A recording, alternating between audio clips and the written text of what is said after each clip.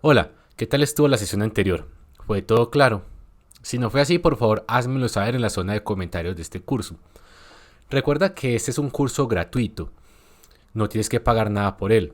Sin embargo, si te gusta el contenido, si sientes que estás aprendiendo, por favor considera aportar con una donación.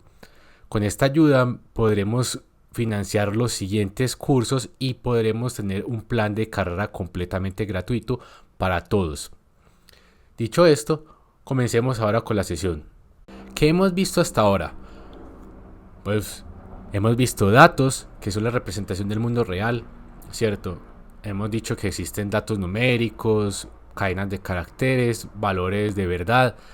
Por otro lado tenemos operadores que nos permiten transformar un par de datos en otro, ¿cierto? Si esos operandos son datos numéricos, podemos usar un operador aritmético como el más, el por, el menos, la división. Si los operandos son valores de verdad, podemos usar operadores booleanos como el AND, el OR y el NOT.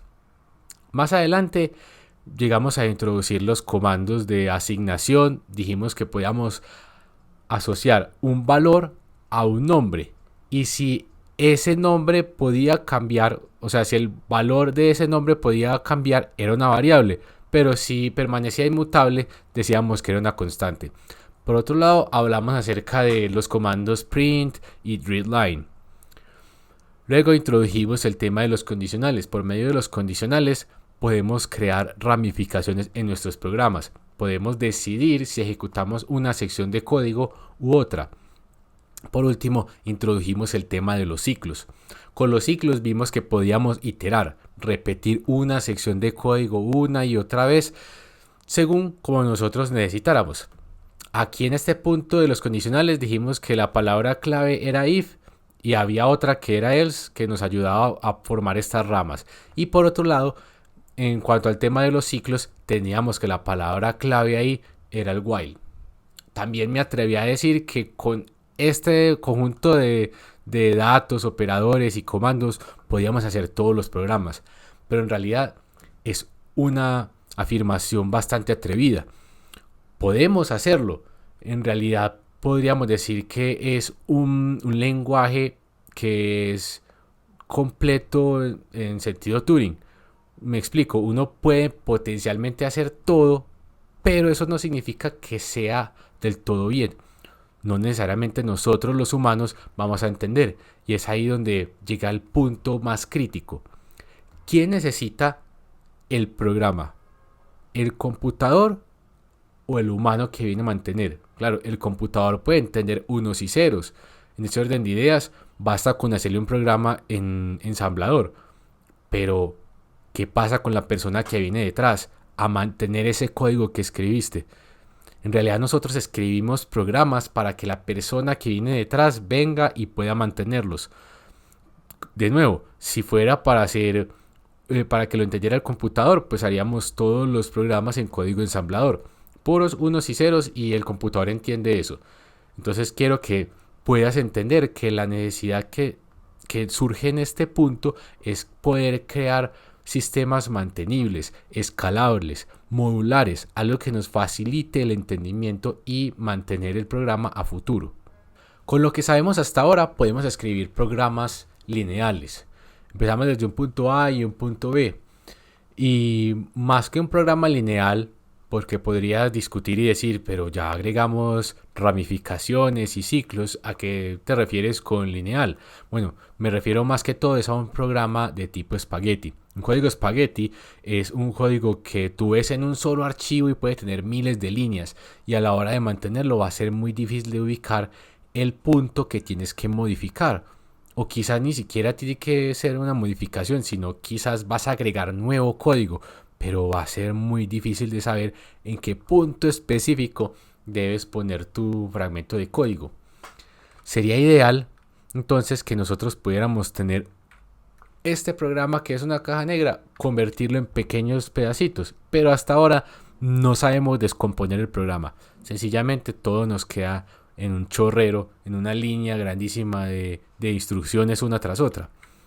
Por otro lado, Mira que siempre tenemos que estar inspeccionando instrucción tras instrucción. Sabemos qué es lo que hace nuestro programa por dentro. No tenemos algo que se llama abstracción. ¿Qué es la abstracción? Pues sería ideal que de alguna manera tuviéramos una serie de componentes, como ya hablamos hace unos segundos, y que esos componentes fueran como cajas negras, de modo que yo le pase una entrada y me entregue una salida y yo no tenga ni la menor idea qué ocurre allá adentro. ¿Qué ocurre? Esto es bueno. De pronto vas a decir, no, yo quiero conocer qué hay dentro de mi programa, ser experto y saber todos los detalles. Pero a veces no es necesario. A veces solamente basta con que uses una herramienta. No tienes que reinventar la rueda. Entonces, en estos escenarios es donde es muy útil que te digan, esta es una rueda y se usa de esta manera, tienes que ponerle un eje y cuando le colocas algo encima lo vas a poder desplazar con facilidad. Este es el tema de la abstracción. Como vemos, no tenemos ni descomposición ni abstracción. Aquí es donde aparecen las funciones. Las funciones son la primera herramienta que nos ayuda a abstraer y descomponer nuestros programas. Existen otras herramientas que vamos a ir introduciendo a lo largo de este curso. ¿Qué hacen entonces las funciones? Las funciones son nuestra primera barrera de ataque para poder convertir un código espagueti en un código que se parte en módulos y en el cual nosotros podemos abstraer los detalles y trabajar sobre contratos. Expliquemos esto de trabajar sobre contratos con un ejemplo bastante práctico y de la vida real, pero no de programación, sino de lavar baños. Resulta que yo sé lavar baños y lo hago de cierta manera y para hacerlo necesito agua, jabón, una de estas cosas para restregar el sanitario, las paredes, etc. Mi novia también lava baños y ella necesita exactamente las mismas herramientas. Y mi hermana necesita las mismas herramientas. ¿Qué hacemos nosotros tres? Entregamos un baño lavado después de que nosotros nos piden de que lavemos el baño. Nosotros nos distinguimos en que cada uno tiene una técnica especial para llevar a cabo esta tarea. Yo derrocho mucha agua, soy un bruto y muy mal hecho, pues muy malo para lavar baños, pero al final entrego el baño lavadito. Mi novia se demora, pero lo hace de una forma que es muy eficiente. Mi hermana puede ser que no se demore, pero es igual que yo, muy bruta y bota mucha agua. ¿Qué pasa? En cierto momento nos piden a los tres que lave un baño. ¿Qué es lo que va a hacer cada uno? Pues cada uno va a hacer esa misión con los materiales que necesita y va a entregar el resultado. Que sea un bruto derrochando agua, que se demore más o menos, pues es problema de cada quien. Pero al final entregamos el producto y eso es lo que importa. Entonces cuando hablemos de contratos en la programación, son definiciones de cosas que hay que hacer. Posiblemente vamos a tener ciertos atributos de entrada y ciertos valores de salida y por dentro cada quien verá cómo lo hace. Puede ser que gaste mucha agua, que no gaste agua, que sea muy rápido o muy lento, pero con tal de que respete ese contrato, yo lo puedo utilizar y lo puedo llamar. Este fragmento de código es la representación modular de ese mismo comportamiento que teníamos ahorita. Nota que las líneas son prácticamente idénticas. Nosotros tenemos el if, que nos ayuda a evaluar si x era mayor o igual a 0. Si era menor que 0 se venía por acá, si era mayor que 0 ejecutaba estas líneas de código. Luego trataba de hallar la raíz y si la raíz no era exacta, entonces nos veníamos por este lado de acá. Y nos dice, x no tiene una raíz entera. Pero si la raíz era exacta, o sea que raíz por raíz era igual a x, entonces justamente imprimíamos la raíz. Estamos haciendo exactamente lo mismo que teníamos ahorita. Lo que añadimos fue este bloque de acá. Este es un contenedor, el módulo.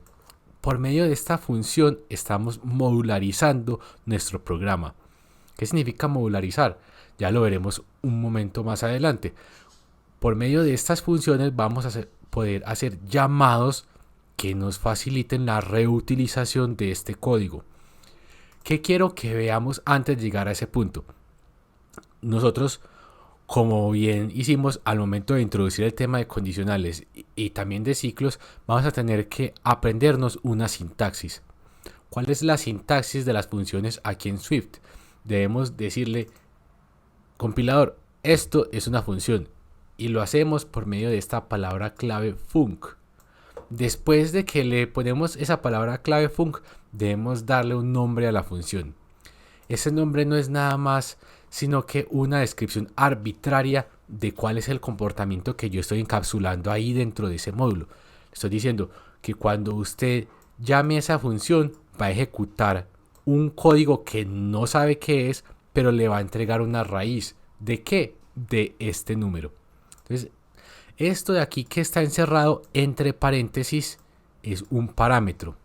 El parámetro son esas cosas que necesita la función para poder trabajar. ¿Te acuerdas que yo te dije que para lavar baños necesitaba agua, jabón, un balde y una esponjilla? Bueno, aquí ocurre lo mismo. Si yo quiero calcular una raíz cuadrada, necesito que me pases desde afuera cuál es el número al que le tengo que calcular la raíz cuadrada. Si no me pasas el número, no tengo ni idea a quién voy a calcular la raíz cuadrada. Entonces, esto es la parte de sintaxis. Básicamente te lo resumo acá. Vamos a tener una palabra clave func seguida del nombre de la función. Este nombre es arbitrario. Yo puedo ponerle lo que quiera, pero debo tratar de que sea un verbo que indique una acción. Estoy tratando de representar o abstraer un conjunto de instrucciones por medio de este nombre. Por otro lado, entre paréntesis voy a poner un argumento. El argumento tiene un nombre y un tipo. Mira que yo aquí atrás le estoy diciendo que X es de tipo entero. Aquí no ocurre cuando nosotros hacíamos ahorita que hacíamos una constante X igual a 3 y que el compilador automáticamente infería el tipo. No, aquí debemos ser explícitos y decirle al compilador, este es el tipo que yo estoy esperando aquí en este parámetro. Si yo pretendo reutilizar este código, debo buscar la manera para poder llamar esa función. Necesito decirle al compilador, vea compilador, necesito que calcule la raíz cuadrada de 16. Luego tengo que volverle a decir, calcúleme la raíz cuadrada de 15. Luego le pido otra vez, calcúleme la raíz cuadrada de 12. Eso se hace simplemente escribiendo el nombre de la función. Aquí vamos a escribir calcular raíz. Mira que Xcode empieza a autocompletarte el nombre de la función y cuando le das enter te pone justamente aquí señalado en este int que aparece aquí, que es el primer parámetro de la función, una especie de plantilla para que puedas rellenar. Entonces escribes 16, pues inmediatamente se va a la plantilla. Vamos a darle command R para ejecutarlo. Nos aparece que el resultado es 4. ¿Qué ocurre si nosotros no llamamos la función? No ocurre nada. ¿Por qué? Porque nosotros solamente estamos definiendo la función en este punto. Si no la llamamos, nunca se usa. Solamente está definida. Entonces hay una gran diferencia entre definir una función y llamar una función. Es muy importante que lo tengas en cuenta. ¿Qué ocurre entonces si yo quiero volver a llamar la función? Pues simplemente tengo que escribir otra vez el nombre de la función y ahí donde aparece esa plantilla azul, no tengo que borrarla ni nada, pues solamente tengo que poner un número. Vamos a poner el 15. Mira que ante el primer llamado de calcular raíz me dice que la respuesta es 4 y en el segundo llamado de la raíz, cuando yo le paso el 15, me dice que 15 no tiene raíz entera. ¿Qué está haciendo por dentro la función cada vez que yo le hago un llamado? Lo que hace la función es que, entre comillas, está creando una nueva variable X. Y X la está asociando a este valor que yo le estoy pasando por afuera. ¿Te acuerdas qué decíamos nosotros con relación a las variables? Que las variables eran una representación o referencia del valor al cual estaban asociados. De este modo, si nosotros aquí dijimos que X estaba asociada a este valor 16, es como si internamente nosotros aquí cada vez que llamáramos X tuviéramos el 16, ¿cierto? Como lo estoy poniendo aquí en pantalla. Aquí está reemplazando el 16 en todas partes. Pero ¿qué ocurre? Que ese 16 pues solamente está ahí asociado mientras que yo termino de llamar esa función. Si después yo hago otro llamado con 14, pues ya la función ahora va a utilizar el valor de 14. Es como si yo en el ejemplo del lavado de baños en cierto momento me están pasando un jabón de una marca A, entonces voy a hacer todo el aseo del baño usando el jabón de la marca A y después me pasan el jabón de la marca B y me dicen, vea, ahora lave el baño con el jabón de la marca B. Perfectamente yo puedo hacer la misma labor, pero voy a usar otro producto. ¿Qué ocurre? Voy a obtener el baño lavado, pero va a oler de una manera diferente. Aquí eso es básicamente lo mismo que estamos haciendo. Usamos el mismo código para buscar el mismo objetivo, que sería tratar de hallar la raíz cuadrada usando un producto diferente, que sería un número diferente. ¿Qué pasa si nosotros necesitamos utilizar el resultado fuera de la función? Claro, es que es muy bonito. Si yo hago este llamado de la función calcular raíz y le digo que x vale 16, una vez que ejecuto esta función y la imprimo, pues ya no tengo ese 4, se me perdió. Entonces, ¿de qué me sirve? En general, eso no me sirve para nada.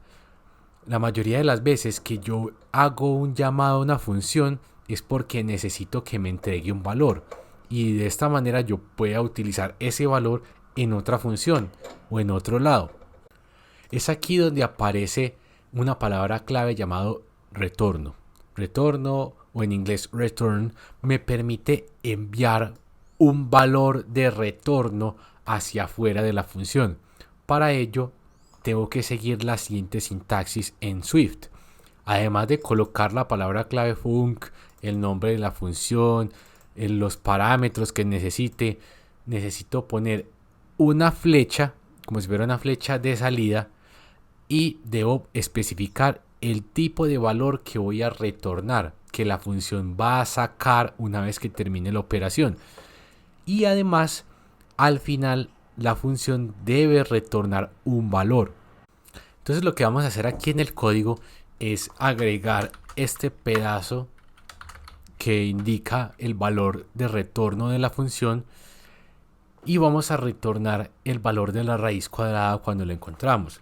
Vamos a darle return raíz y ejecutamos el programa. Mira que por alguna razón aquí sale un error. Dice que le está faltando el valor de retorno a una función que está esperando retornar entero. ¿Qué significa esto? Resulta que yo debo asegurarme que yo esté retornando algo en todas las posibles ramas de mi programa. Yo no puedo dejar una rama desprotegida. Mira, por ejemplo, yo aquí estoy prometiendo en mi contrato que cuando yo termine voy a retornar un entero, pero cuando me vengo por esta rama no estoy retornando nada. Entonces, ¿qué voy a hacer?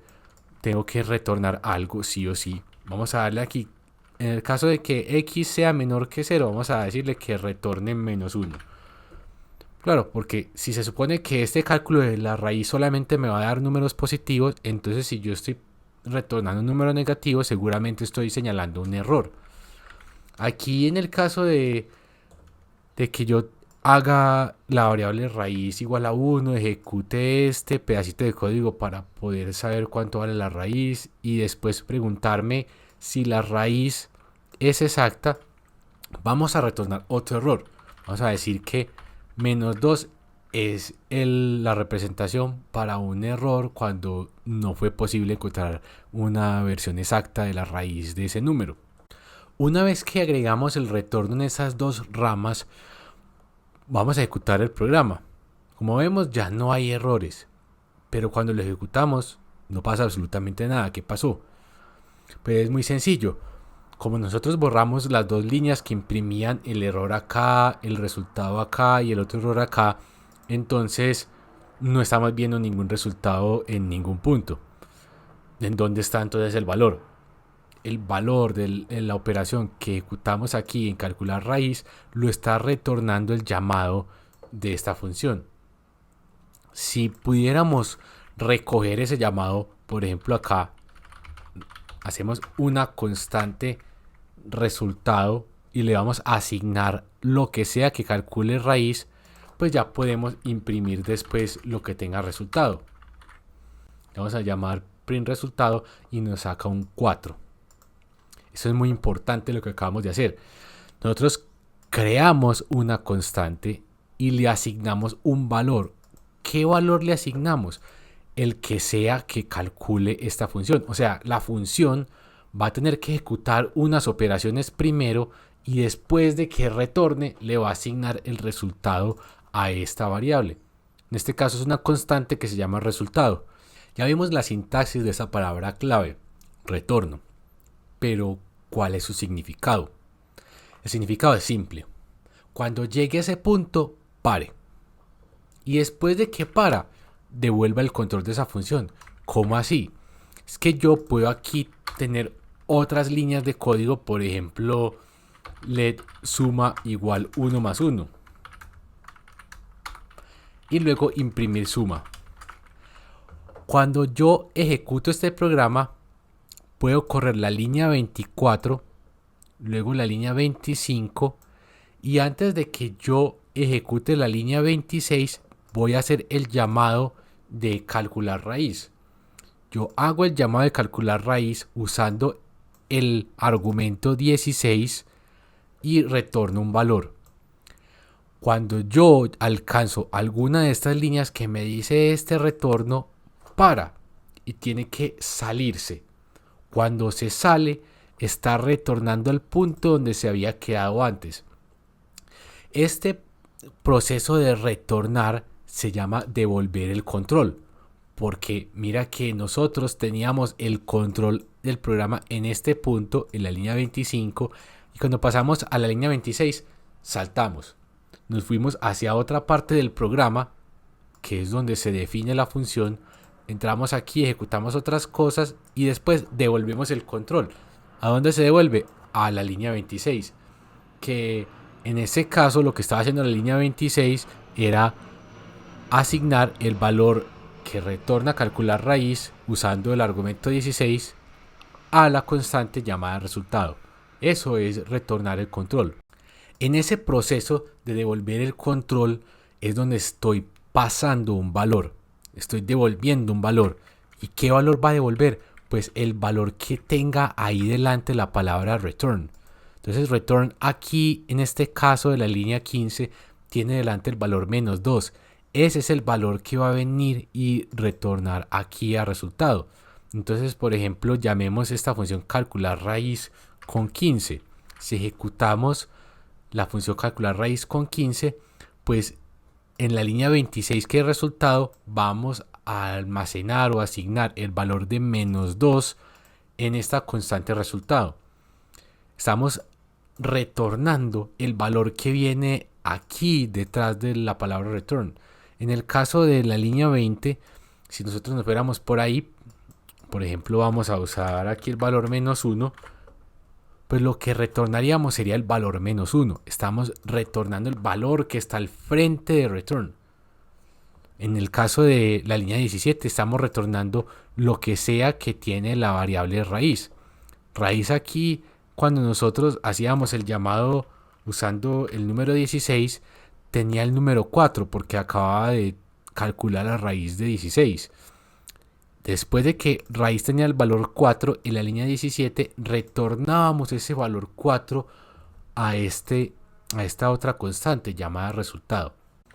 Ojo, hasta aquí estamos retornando unos valores que pueden llegar a ser confusos.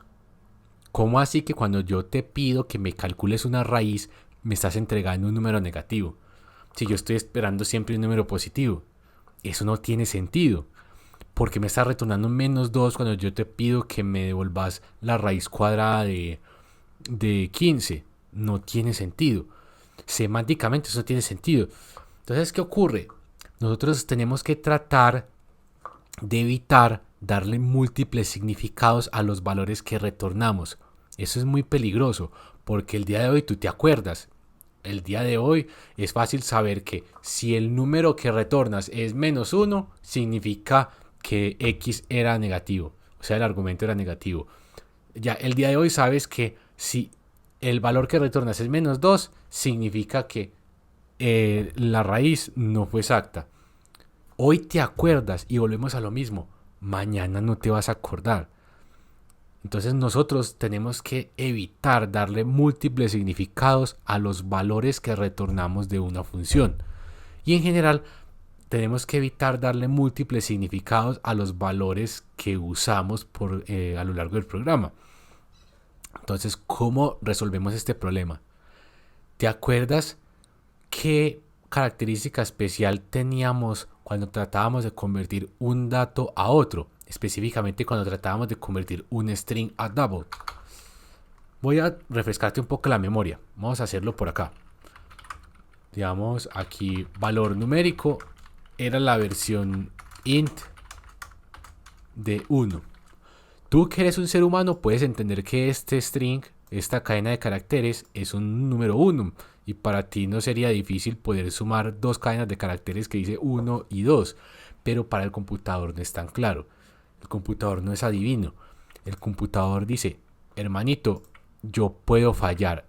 Si hago esta conversión, puedo devolverle un entero con un signo de interrogación.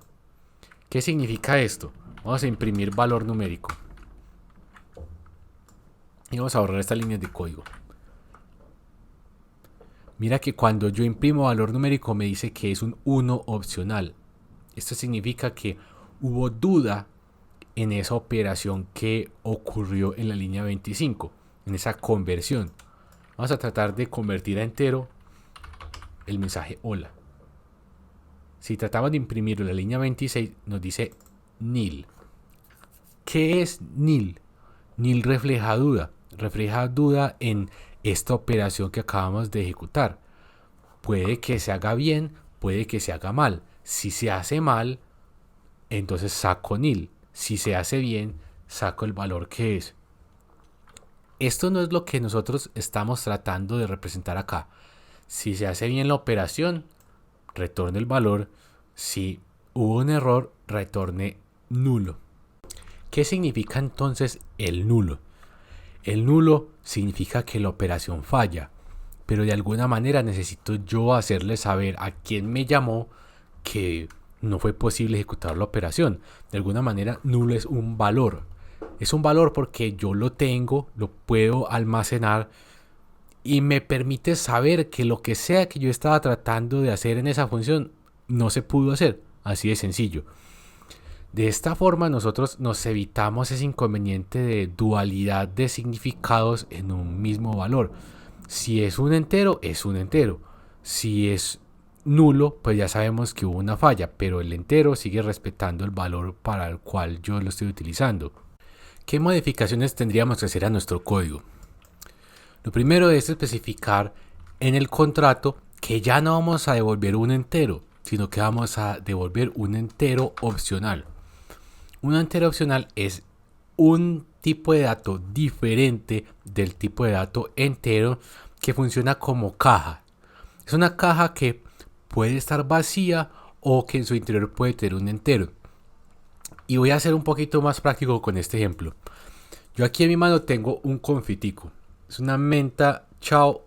A mí me gustan mucho las mentas. Entonces yo como mentas a diestra y siniestra. Lo que pasa es que yo compro bolsas de mentas. Esas bolsas de mentas traen como unas 20 o 30 unidades. A veces llego, meto la mano y sale una bolsita sin menta. Hay bolsitas que tienen mentas y otras que no tienen menta. ¿Qué pasa? El entero es como si fuera el dulce que está en su interior. Bueno, ahí no se ve porque tiene el croma aquí detrás que hace que se borre. Pero es este dulce verde. El entero opcional es este envoltorio. El envoltorio puede estar vacío. Cuando está vacío es porque tiene un nulo. Si tiene la menta es porque pues tiene valor adentro. Ojo, Esto es diferente, yo no puedo confundir este envoltorio que envuelve mentas y esta menta como tal. La menta es lo que está dentro del envoltorio. Por otro lado, yo puedo tener envoltorio de mentas que es distinto completamente de envoltorio de papas, por decir algo, papitas fritas. Entonces yo no puedo envolver una menta con un envoltorio de papas fritas. Y pasa lo mismo al revés, yo no puedo envolver unas papas fritas con un envoltorio de una menta. Entonces, mientras que me acabo de comer esta menta ahorita, lo que voy a hacer aquí en este punto es que vamos en la línea 15 a devolver un nulo, o sea que el empaque de la menta está vacía. Y en la línea 20 vamos a devolver también ese mismo nulo. O sea que en el caso de la línea 15 y en la línea 20 estamos diciendo que no se pudo completar la operación. Yo al hacer el llamado de esta función pretendía calcular una raíz y simplemente no pude lograrlo. Yo le estoy devolviendo un empaque de menta, un entero opcional, que si se completa la operación correctamente, le devuelvo el entero. O sea, le devuelvo el empaque de la menta con la menta en el interior. Pero si hubo algún error, le retorno un nulo. Le retorno el empaque de la menta vacío. ¿Qué tenemos que hacer nosotros entonces a la hora de hacer el llamado? El llamado es muy parecido, solamente que cambia en cuanto a que debemos tener cuidado con el valor que recibimos. Entonces vamos a crear una constante que se llama resultado igual a lo que sea que me retorne calcular raíz si yo le paso el argumento 16. En principio ya sabemos que el resultado me tiene que dar 4. ¿Qué pasa si yo imprimo resultado? Al imprimir el resultado me dice que es un opcional. Optional 4 es un 4 opcional, lo que significa que me están devolviendo la menta envuelta en ese paquetico. ¿Qué pasa si yo me quiero comer la menta? Yo tengo que desenvolver la menta, quitarle el envoltorio. Debe existir alguna manera para quitarle el envoltorio, pero debo asegurarme que haya una menta en el interior. Yo debo palparla, tocarla, apretarla y asegurarme de que haya algo en su interior antes de que yo vaya a consumirla. Esa verificación la hacemos fácilmente. ¿Cómo? Si yo destripo el envoltorio de la menta y me doy cuenta que está vacío, sé que no hay menta en el interior. Lo mismo ocurre aquí. Y resultado es igual a nulo. Sabemos que no hay menta en el interior. Entonces, error al calcular raíz. Recuerda que obtenemos nulo si no conseguimos lograr el propósito que estábamos encapsulando, abstrayendo en esta función. La función buscaba calcular la raíz cuadrada de x, pero fue imposible encontrar la raíz cuadrada, hubo un error. Entonces obtenemos nulo si hay un error al calcular la raíz cuadrada. Por otro lado, si no es nulo, no vamos a comernos el dulce con su envoltorio. Es decir, no vamos a imprimir la constante así tal cual, sino que debemos desempaquetarla. Entonces vamos a crear aquí un resultado desempaquetado.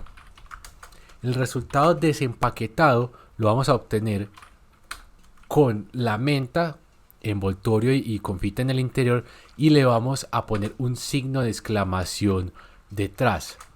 Entonces aquí vamos a imprimir lo que está adentro. Pilas, este resultado es el dulce con el envoltorio.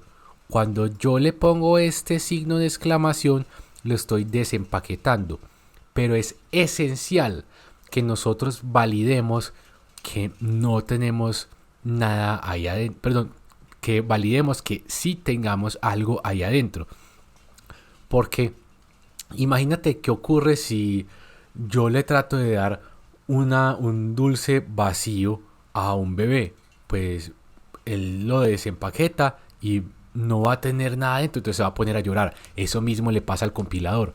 Cuando él desempaqueta un dulce vacío, él chilla, se estalla. Vamos a ejecutar entonces este programa. Aquí estamos tratando de calcular la raíz cuadrada de 16.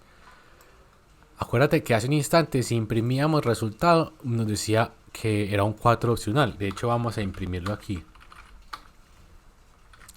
Mira que salía un 4 opcional.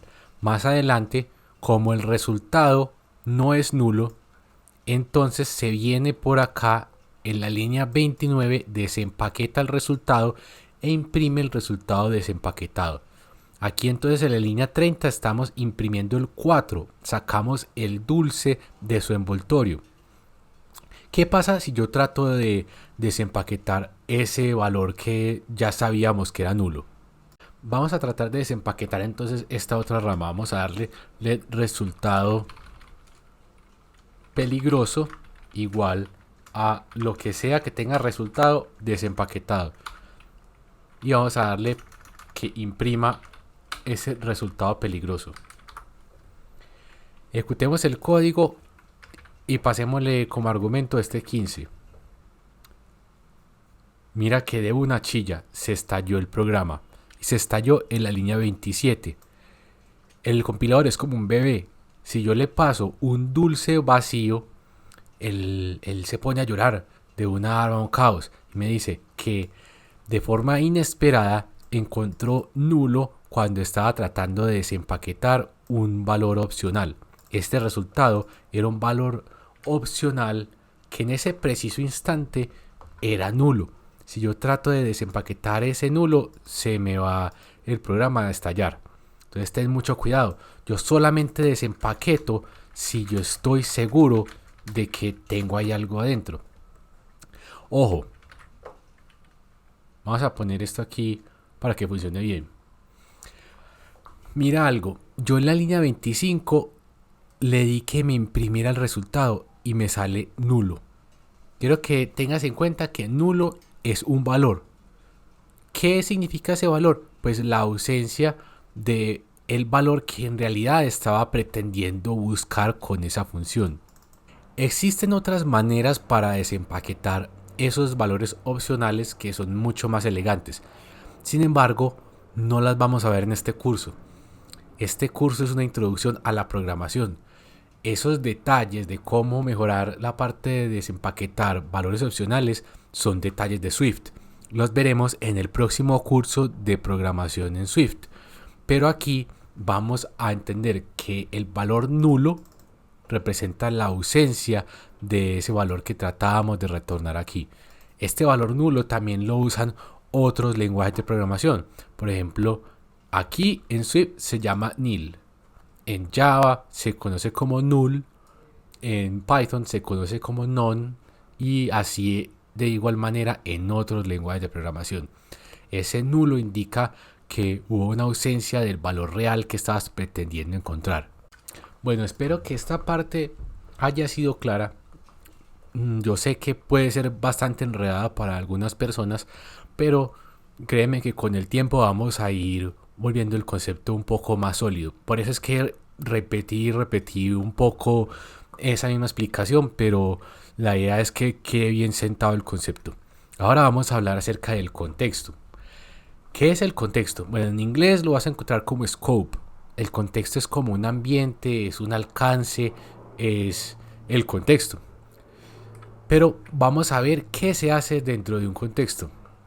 Básicamente yo estoy conectando nombres con valores. Eso te recuerda a algo. Básicamente eran las asignaciones que nosotros hacíamos con variables y con constantes. Pero aquí ocurre algo. Vamos a ver. En la función existe un contexto que es ajeno a lo que hay fuera de ella. Yo aquí estoy asociando un valor a este parámetro. Lo estoy conectando. Básicamente este parámetro es como si yo tuviera aquí una constante. Yo no puedo cambiar el valor de x. Yo no puedo decir que x es igual a x más 1. Si yo hago esto, me saca un error. El parámetro es constante. Ojo. Ya sabemos que los parámetros ahora se entienden como una especie de constantes. ¿Será que yo aquí adentro puedo tener variables y constantes igual que afuera? Sí, no pasa nada. Yo puedo tener y igual 1, let z, let z igual hola. Lo mismo que habíamos tenido antes cuando no usábamos funciones. También tenemos variables, como en la línea 12. ¿Qué cosas son importantes del contexto en términos de estas variables que podemos crear ahí adentro? Lo primero que tienes que saber es que la conexión de esas variables y constantes es local. Yo no puedo usar una variable declarada dentro de una función por fuera de ella. Aquí en este código sería algo como lo siguiente. Mira que en la línea 10 tengo una variable llamada raíz y en la línea 25 voy a imprimir raíz. Ejecutemos este código. Mira inmediatamente, vamos a subir un poco aquí que estoy estorbando. Mira que inmediatamente dice que no puede encontrar raíz en ese contexto, en ese alcance. Y es que lo que ocurre es muy simple. Todo lo que tú definas dentro de un par de llaves se queda en ese par de llaves. Como esta raíz la definiste de hecho dentro de este par de llaves, aquí afuera no la puedes ver. De hecho, vamos a mover esta impresión. Vamos a hacerlo aquí en este punto. Tratemos de ejecutar el código. Mira que inmediatamente vuelve a salir el mismo error. No puede encontrar raíz en el contexto. ¿Por qué? Porque raíz es una variable que solamente existe dentro de este par de llaves. Estas dos llaves definen el contexto de esa variable local. Si yo definiera raíz aquí afuera de estas dos llaves, pues claro, podría perfectamente imprimirlo aquí abajo. No hay ningún problema. ¿Qué más debo tener en cuenta? Que yo en los contextos más internos puedo usar las variables de los contextos más externos. Mira que en este caso, en la línea 11, yo puedo usar raíz sin que me saque ningún error, porque está en un contexto de afuera. Pero incluso mira lo siguiente, vamos a hacer en la línea 9 que raíz valga -1. Y dentro del contexto de este if vamos a hacer que raíz valga 1. Calculemos raíz aquí. Calcular la raíz de 16. ¿Cuánto crees que va a imprimir esta línea 12? Mira que la línea 12 imprimió 1. Y es que estos valores que yo defino dentro de un contexto interno tienen prioridad sobre los valores que están definidos en el contexto externo. Hay una última cosa que hay que tener en cuenta en cuanto a los contextos. Yo desde un contexto interior puedo modificar variables definidas en un contexto exterior. Entonces, digamos, en este caso, como yo no declaré nuevamente raíz dentro de este contexto, al tratar de imprimir raíz aquí, esta raíz de acá es la que se modifica, porque yo no he creado ninguna otra raíz. Vamos a ejecutarlo acá. Mira, imprime este 1. Vamos a hacer un poco más visible el ejemplo. Imagínate que yo aquí tuviera var raíz y que empezara en 50. Yo dentro de esta función podría estar usando una variable definida en el contexto global. Nota incluso que el color de la variable cambió, ya es de color verde. Cuando yo hago uso de esto, estoy modificando una variable global y esto puede ser peligroso. Idealmente yo debería hacer que todas las variables que use la función sean locales, tratando de tener el menor impacto posible sobre variables declaradas en un contexto global. Vamos a tratar de imprimir aquí raíz. Mira que como nosotros tratamos de modificar, como nosotros aquí modificamos el valor de la raíz, vamos a borrar esta línea para que no sea confuso. Como en la línea 12 nosotros modificamos el valor de la raíz y le pusimos 1 y calculamos la raíz, y en otras palabras usamos la variable raíz definida en la línea 8 para calcular la raíz. Al momento de imprimir en la línea 29 estamos imprimiendo la variable raíz de acá que fue modificada dentro de este contexto. Pudimos modificarla porque en ningún punto hicimos uso de ella, declarando una nueva variable. ¿Qué hubiera ocurrido si yo aquí hubiera hecho una nueva variable que se llama var raíz igual 1? ¿Qué pasaría aquí en la línea 29 cuando se trata de imprimir la raíz? Mira que vuelve a imprimir 50. Este hallazgo es muy importante. Nota que cuando tú declaras una variable dentro de un contexto interior, tiene prioridad sobre la variable del contexto exterior. O sea, mi código ahí, dentro de ese contexto, usa esa declaración. Lo bueno es que la variable del contexto de afuera permanece inalterada. En la línea 29 pudimos ver que cuando imprimíamos raíz seguía imprimiendo 50. O sea que a pesar de que el contexto interior tiene prioridad, un contexto interior no sobrescribe o no altera los datos de una variable de un contexto exterior si yo estoy declarando la variable ahí adentro. Ojo, ten en cuenta que si yo aquí no estoy declarando la variable, sino que específicamente estoy diciéndole que use la variable que yo declaré en la línea 8, pues eventualmente voy a estar modificando esa variable del contexto global. Hasta ahora hemos hablado de la sintaxis de las funciones, valores de retorno, abstracción de los contextos, etc. Pero todavía no hemos hablado un poquito más acerca de parámetros. ¿Por qué lo traigo sobre la mesa? Porque sé que es un tema importante y que para algunas personas puede que aparezcan muchos interrogantes. Por ejemplo, ¿cuántos parámetros puedo colocar? ¿Qué nombre pueden recibir? ¿Qué tipo pueden tener?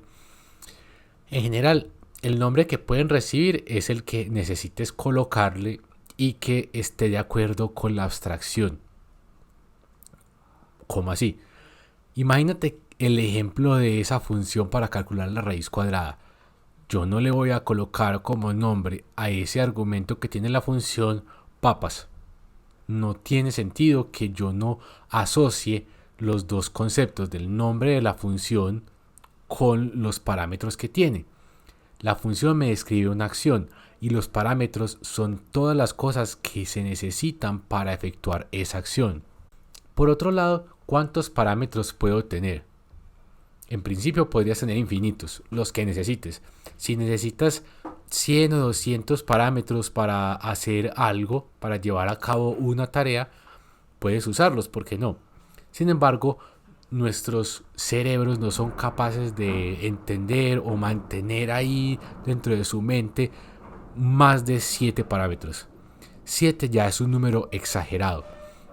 Lo ideal sería que tu función tenga 0 parámetros.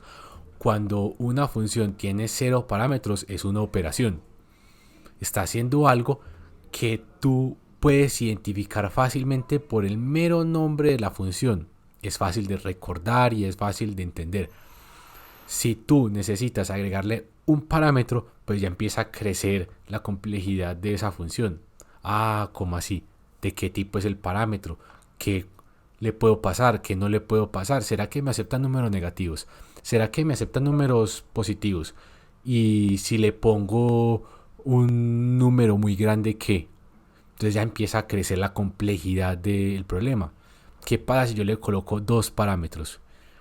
Pues, de nuevo, empieza a crecer la complejidad. Idealmente procura que no suba más de 3 parámetros. Si toca subirlo, pues toca, pero procura mantenerlo por debajo de 3, ideal 0. Pero obviamente va a surgir la necesidad de que pongas parámetros a las funciones. En ese caso, procura mantenerlo al mínimo. En cuanto a los valores de retorno, ¿qué valores puedo retornar?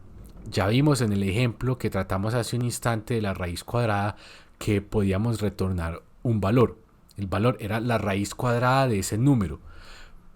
Pero, ¿y el nulo qué? ¿Eso no es otro valor? Pues sí y no. Es un valor, pero que no está realmente asociado al objetivo que estábamos persiguiendo con el llamado de esa función. Nosotros queríamos encontrar la raíz cuadrada de x, pero ese nulo justamente era una falla en ese proceso. Entonces hasta ahora podríamos decir que solamente hay un valor. Y si yo necesito retornar más valores, ¿qué? No puedo hacerlo. Entonces vamos a presentar aquí un problema, que es el problema del granjero. Y vamos a tratar de resolverlo.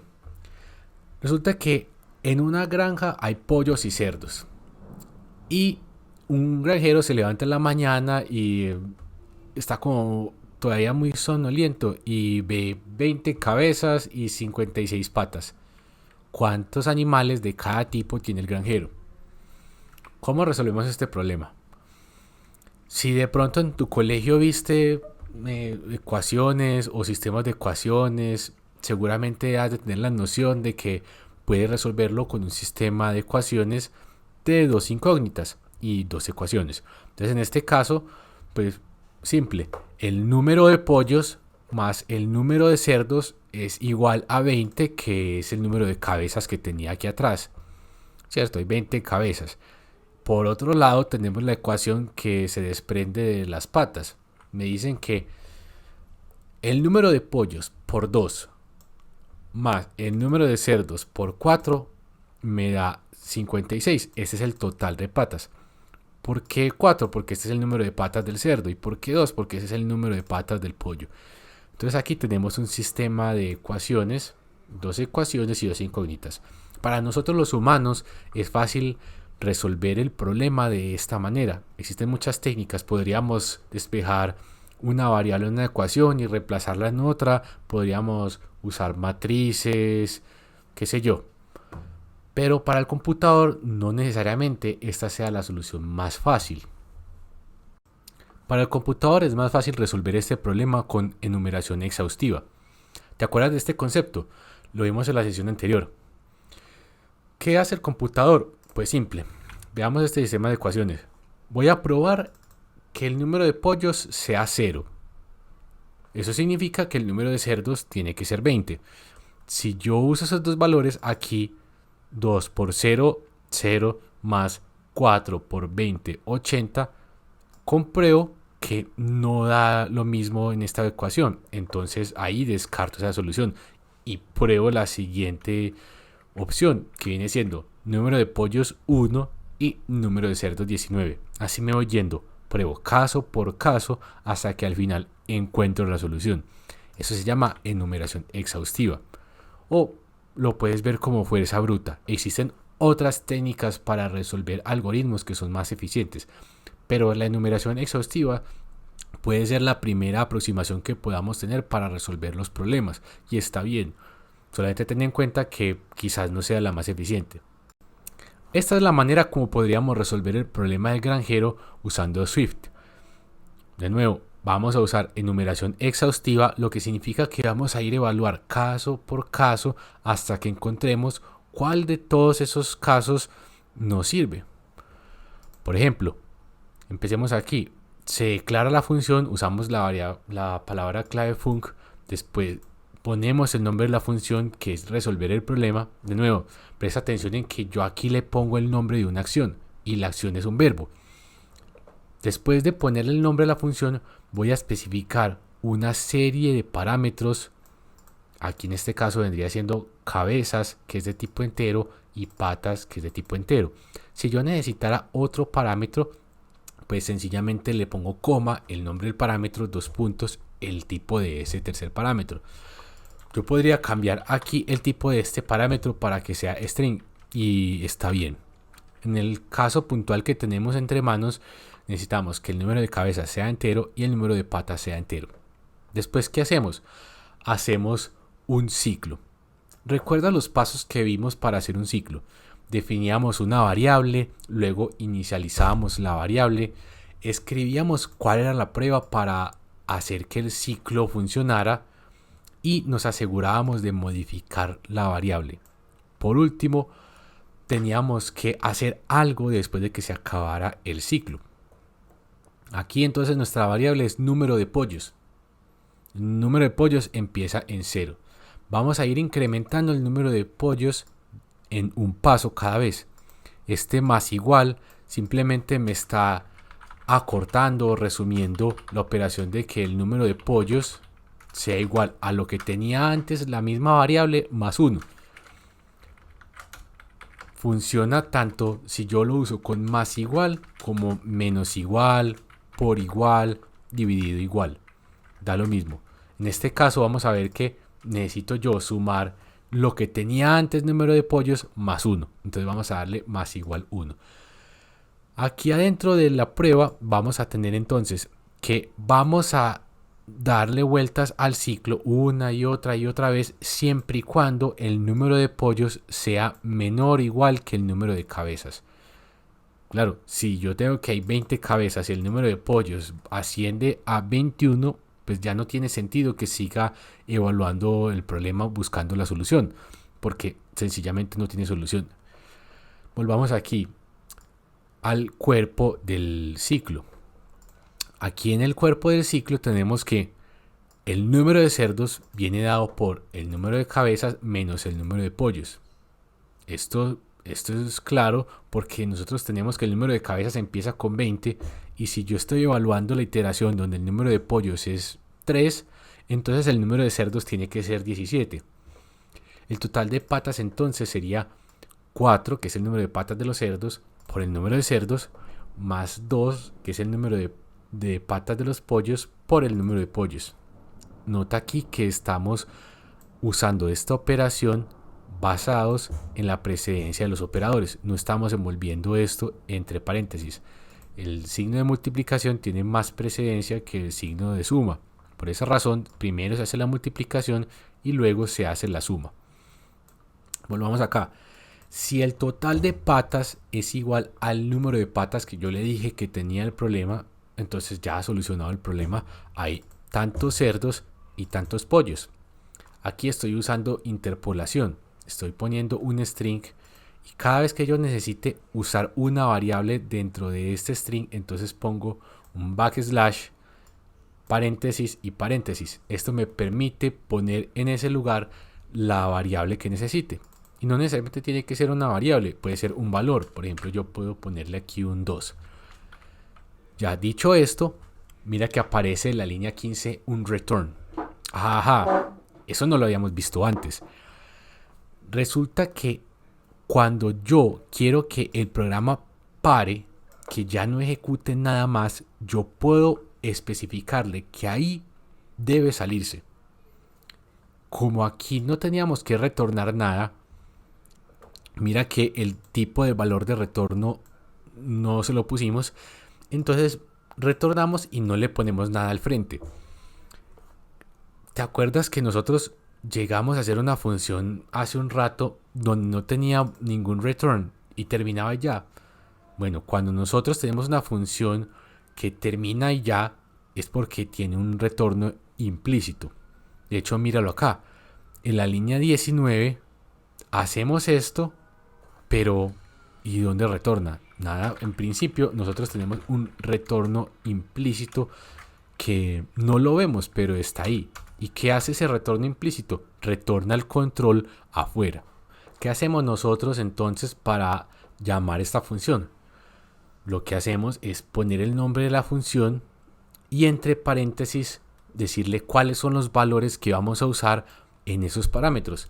Entonces yo le digo que trate de resolver el problema cuando el número de cabezas es 20 y el número de patas es 56. Sencillito. Y si yo necesito usar ese valor, ¿qué? Yo necesito saber cuál es el número de cerdos y el número de pollos. Bueno, ¿qué hacemos? Le ponemos a que retorne aquí un entero y retornamos el número de cerdos. Y el número de pollos. ¿Cuántos pollos hay? Entonces, mira que no es del todo claro porque tendríamos que retornar dos valores y hasta el momento no se puede. Siempre que necesitemos trabajar con una colección de datos, vamos a tener que acudir al uso de una estructura de datos. En esta estructura de datos vamos a poder tener un paquete de múltiples datos que no necesariamente tienen el mismo tipo. ¿Cómo así? Podría tener una colección de 2 datos enteros, 3 datos enteros, 1000 datos enteros, pero existen otras estructuras que me permiten almacenar un dato entero, un dato string, un dato booleano y así sucesivamente. Entonces lo que quiero que veas es que dependiendo de la necesidad que tengamos vamos a usar cierta estructura de datos. No todas se usan para todos los problemas. Vamos a irlas conociendo algunas a lo largo que avancemos en este curso, pero vamos a verlas todas en el próximo curso de programación en Swift. Por ahora te voy a presentar la estructura que se llama tupla. Una tupla es una estructura de datos bastante versátil que nos va a permitir encapsular al menos 2 datos. Con este encapsulamiento vamos a poder pasar paqueticos. Entonces yo tengo un paquetico con 2 datos y lo voy a mover de una función hacia otra, o lo voy a poder operar entre 2 funciones, y en realidad otorga mucha flexibilidad. ¿Y por qué es tan versátil? Porque no necesito crear un nuevo tipo de dato con esa estructura, cosa que sí se requiere en otras estructuras de datos que veremos más adelante. Por ahora te la voy a presentar y veamos entonces el código. En el código lo que tenemos que hacer es lo siguiente. Mira que tenemos de nuevo la palabra clave func, tenemos el nombre de la función que es resolver problema, los mismos parámetros, cabeza que es de tipo entero y patas que es de tipo entero. La diferencia radica en que yo ahora voy a devolver una tupla. La tupla se escribe de esta manera y esa es su sintaxis. Yo voy a envolver entre paréntesis los tipos de datos que hacen parte de la tupla. Mira que la tupla se compone de un tipo de dato 1 y un tipo de dato 2. El tipo de dato 1 coincidencialmente resulta ser el mismo que el tipo de dato 2, pero esto no es necesario. Me explico. Puede ser que tú aquí tengas un entero y aquí tengas un string. En caso de que yo quiera poner otro tipo de dato, pues basta con ponerle una coma y agrego el tipo de dato que falta. En este ejercicio yo solamente necesito poner 2 tipos de datos. Uno que corresponde al número de cerdos que voy a devolver y otro que corresponde al número de pollos que voy a devolver. Vamos a ver entonces aquí adentro cómo sería la resolución de este problema. Pues en la línea 14 el valor que vamos a devolver sería una tupla compuesta de esos 2 valores. Entonces es un valor compuesto de 2 valores. El primer valor es número de cerdos. El segundo valor de ese valor es número de pollos. Quiero que entiendas algo. Esto es un valor. ¿Por qué digo un valor? Porque se trata como un solo elemento. Es la tupla. Que adentro tenga otros valores, pues eso se desprende del hecho de que es una estructura de datos. Pero en principio la tupla como tal es solamente un valor. Dicho esto, pues creo que hace falta que aclaremos una cosa. Las posiciones de los elementos dentro de la tupla. Mira que aquí tú tienes un número de cerdo, que es el primer dato, y números de pollos, que es el segundo dato. Nosotros en nuestro mundo humano generalmente empezamos a contar desde 1. Entonces tenemos nuestros dedos y empezamos a contar 1, 2, 3, 4, 5, 6, 7, 8, 9, 10. Sin embargo, debido a que nosotros en el mundo de la computación necesitamos trabajar con números binarios, pues existe algo que se denomina base 2. Esta base que tenemos nosotros dentro de nuestro mundo humano se conoce como base 10 o decimal. Si puedes ver, el 10 se compone del 1 y el 0, y es que en realidad la numeración de nuestra base comprende los dígitos 0, 1, 2, 3, 4, 5, 6, 7, 8, 9. No quiero detenerme mucho a hablar acerca de los sistemas numéricos porque no es el objetivo de este curso, pero lo que quiero que veas es que dentro de la computación, dentro del mundo de los computadores, no se empieza a contar desde 1, sino que se empieza a contar desde 0, porque es el primer dígito que se tiene disponible dentro de un sistema de numeración. Cuando tenemos números binarios tenemos el 0 y el 1. Hay dos números, pero no es 1 y 2, es 0 y 1. En el sistema numérico ternario es 0, 1, 2. Tenemos tres números, pero empezamos desde el 0. Agotamos el 0 como primera representación numérica. Aquí pasa lo mismo. Entonces el primer elemento de esta tupla num cerdos es el elemento 0 de la tupla, mientras que num pollos es el elemento 1 de la tupla. ¿Cómo podemos ver esto? Aquí en respuesta, que es el valor que retorna resolver problema, pues si llamamos respuesta punto, vamos a ver los distintos valores que podemos extraer de esa tupla. Mira, aquí podemos hacer respuesta punto 0, me dice el número de pollos. Vamos a imprimir esto. Al imprimir, perdón, el número de cerdos, estoy equivocado ahí. El número de cerdos es el elemento número 0. Aquí podemos ver que según este problema, con 20 cabezas y 56 patas, hay 8 cerdos. ¿Cuántos pollos hay? Viene siendo el valor de la posición 1 de la tupla. Si lo ejecutamos, pues me dice que hay 12 pollos. Ajá, ¿y qué es esto de menos 1 y menos 1? ¿Te acuerdas que hace un instante hablamos acerca de los códigos de error? Creo que aquí está ocurriendo lo mismo y no es muy cómodo que estemos dándole distintos significados a los mismos valores. Me explico. ¿Cómo así que si respuesta punto 0 es menos 1, entonces que imprima error? ¿Por qué estoy dándole dos significados, al mismo valor numérico? No tiene sentido. Yo tengo que respetar eso. Por esa razón voy a convertir esta tupla en una tupla opcional. Mira que básicamente yo puedo convertir a opcional cualquier tipo de dato. Ajá, aquí acabo de chillar el compilador. Claro, es que yo no puedo extraer la propiedad 0 sin estar seguro que esto tenga algo adentro. Acuérdate que respuesta ya es un paquete. ¿Cómo lo habíamos tratado hace un instante? Pues si respuesta es igual a nulo, me dice error. De lo contrario, entonces vamos a sacar una respuesta desencapsulada que es igual al valor de la respuesta y lo vamos a desenvolver. Ahorita la habíamos llamado como respuesta sin envoltorio, no me acuerdo. El caso es que desenvolvemos el paquetico de la menta y extraemos la menta acá. Y aquí en este punto, la línea 26, sí es donde vamos a poder imprimir el valor de la posición 0 de la tupla. Claro, vamos a ejecutar esto, que entonces ahí en la línea 26 me imprime un 8. Volvamos aquí al problema inicial. Resulta que este menos 1 es un código de error. Ya no necesito retornar este código de error. Vamos a retornar un nulo. Y dado este nulo, pues ya cumplimos a cabalidad la razón por la cual pusimos este opcional acá. Hoy es 11 de marzo del 2021. Supongamos que estamos a 11 de marzo del 2022. Volvamos a revisar este código. Llego, reviso, respuesta desencapsulada igual respuesta con el signo de exclamación y me imprime respuesta desencapsulada .0. ¿Esto qué será? ¿Estos serán los cerdos o serán los pollos? Vamos a revisar el código.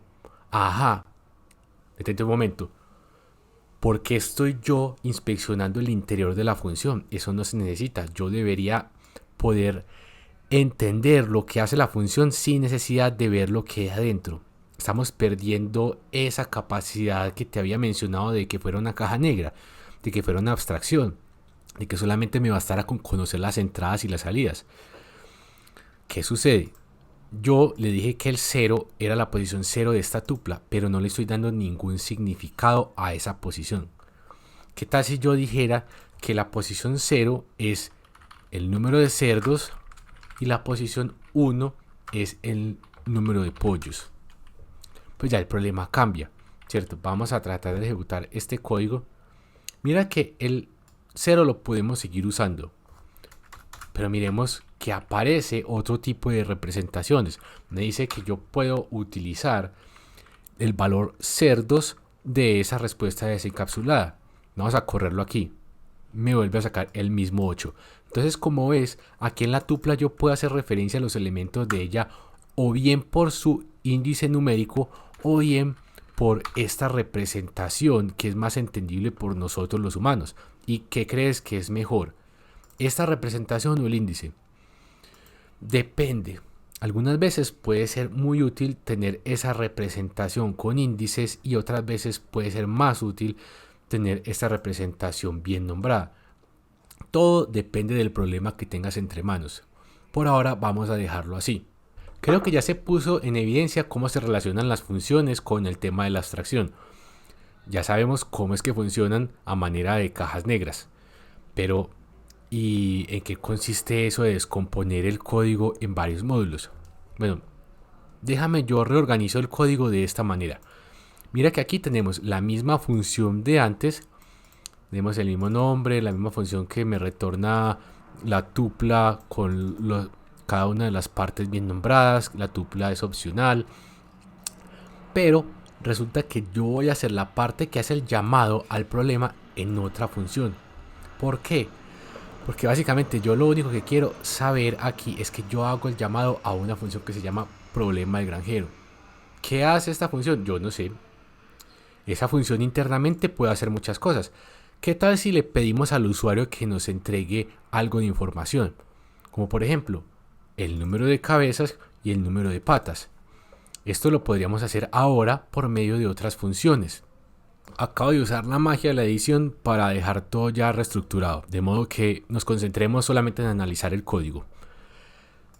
Aquí estoy imprimiendo un mensaje, le estoy pidiendo al usuario que por favor ingrese el número de cabezas.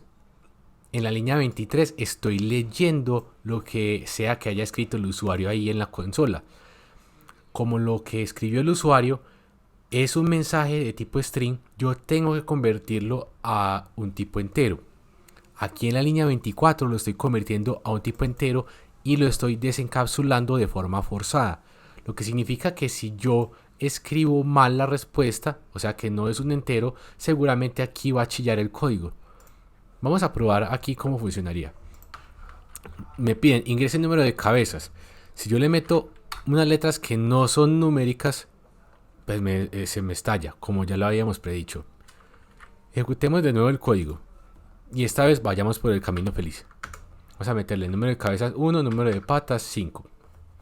Dice que no se puede resolver el problema. Bien.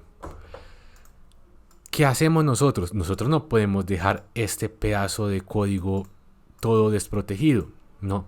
Lo que vamos a hacer es poner un pedacito de código adicional que me permita capturar un dato numérico. Si el usuario no me ingresa un dato numérico, me voy a quedar iterando. Voy a seguir dando vueltas y vueltas esperando a que el usuario me meta un dato numérico. Acabo de sustituir esa parte del código que hacía la lectura del mensaje y la conversión del mensaje a un entero de forma forzada en esta función que he llamado leer entero. Leer entero me retorna un entero. Yo estoy esperando que me retorne un entero y si el usuario no me ingresa un entero, me voy a quedar aquí dando vueltas de forma infinita. Mira que este retorno sale de todos los contextos, o sea, se sale de este contexto del if, se sale de este while y termina el contexto de la función. Me retorna el control y termina el ciclo. El ciclo puede que yo defina que va a correr 20.000 iteraciones, pero si yo le digo que retorne, ahí lo quiebra y se sale. En este caso lo que estoy haciendo es que leo la línea, trato de convertirla a entero. Si ese posible entero es nulo, si no es nulo, entonces desencapsulo el entero y retorno el valor desencapsulado. Si por el contrario ese posible entero es nulo, entonces me saco un error y vuelve e itera. Este while true es un ciclo infinito. Como el while ejecuta lo que sea que esté entre las llaves, cuando la prueba es verdadera, entonces siempre itera. ¿Cómo lo quiebro? Solamente si el usuario mete un valor entero. Vamos a ejecutar el código. Mira que aquí yo hago el llamado en la línea 35 de leer entero. En la línea 34 digo ingresa el número de cabezas. Voy a poner un número, pongámosle 20, y 20 queda almacenado aquí en la constante cabezas. Luego en la línea 37 imprime el mensaje que dice ingresa el número de patas. Aquí en la línea 38 hace el llamado a la función de leer entero. Y aquí es donde se queda dando vueltas de forma infinita, aunque en la línea 23 se queda esperando a que el usuario ingrese el texto. Entonces podríamos decir que aquí estamos detenidos. Escribamos un mensaje que no es un número entero, ASDF. Cuando yo le meto un mensaje que no es entero, esta conversión que es dudosa me arroja un valor nil en esta constante. Al comparar aquí me dice que el posible entero en realidad es nil, o sea que se viene por esta rama y vuelve a dar la vuelta en este while. No es sino hasta que yo vuelva a meter un número que sí es entero que se sale de la función. Una vez que se sale de la función, asigna el valor aquí a patas y hace el llamado a resolver problemas. Como ves, si yo no hubiera agregado esta función de leer entero, habría tenido que repetir todas estas líneas de código, tanto aquí en la línea 35 como aquí en la línea 38. Vemos entonces que esta descomposición me ayuda a tener un código más reducido e incluso claro. Trata por favor de ponerle pausa al video y analiza bien el código de qué fue lo que hicimos. Inspecciona bien por qué es que estamos haciendo cada una de las cosas acá. Bueno, ya acabamos la sesión. Sé que puede ser bastante densa porque introdujimos muchos conceptos, contextos, parámetros, valores de retorno, funciones, abstracción, descomposición para que se vuelvan módulos. Introdujimos muchas cosas, incluso introdujimos tuplas, que viene siendo nuestra primera estructura de datos. Calma, es posible que te sientas abrumado y pensar que hay mucha información, pero lo único que hicimos fue presentar herramientas. La única manera como te puedes volver experto en usar las herramientas es practicando. Así que ya va a venir un momento donde tratemos ejercicios y nos enfoquemos en practicar. Por ahora, vuelve a repasar la sesión y si tienes dudas, por favor déjalas aquí abajo. Si te gusta el curso y hasta ahora te ha parecido bueno o interesante, compártelo a tus conocidos, amigos, familiares, a quien creas que le pueda servir. Déjame un pulgar arriba si te gusta el contenido. Suscríbete al canal también para que estés al tanto de todas las nuevas publicaciones que se hagan.